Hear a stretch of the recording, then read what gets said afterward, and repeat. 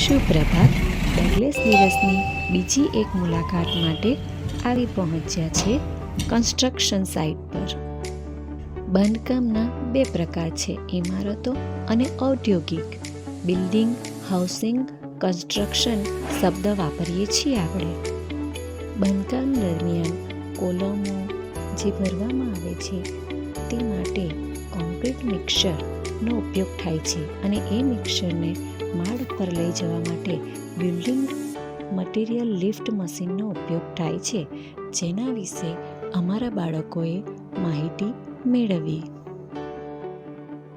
Building site એ જમીનનો એક વિસ્તાર છે કે જેના પર બિલ્ડિંગ અથવા ઇમારતનું જૂથ બાંધવામાં આવે છે. કોન્ક્રીટ મિક્સર શું છે?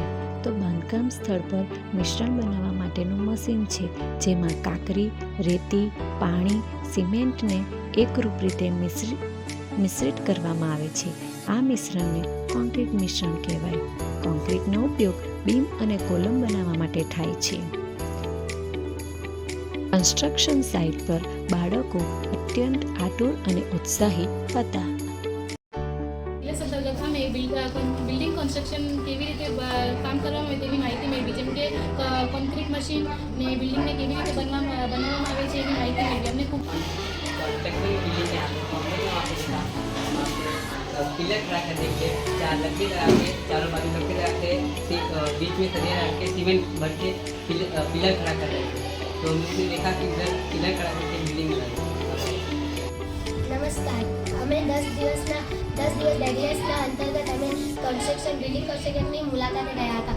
ત્યાં અમે ઘણા પ્રકારના મશીનો જોયા, જેમ કે બિલ્ડિંગ મશીન, લિફ્ટ મશીન. ત્યાં વધુ ઉપયોગમાં બિલ્ડિંગ અને લિફ્ટ મશીન આવતું હતું. ત્યાં અમે બહુ જ મજા કરી અને અલગ અલગ વિષયની માહિતી મેળવી. અમને ભવિષ્યમાં કામ આવે તેવી માહિતી મેળવી. ત્યાં અમે કટર મશીન, વેલ્ડિંગ મશીન ઘણું બધું જોયું. કટર મશીનથી આપણે કઈ લોખંડ સરિયા શેપમાં કાપી શકીએ, સરખી રીતે કટર કરી શકીએ.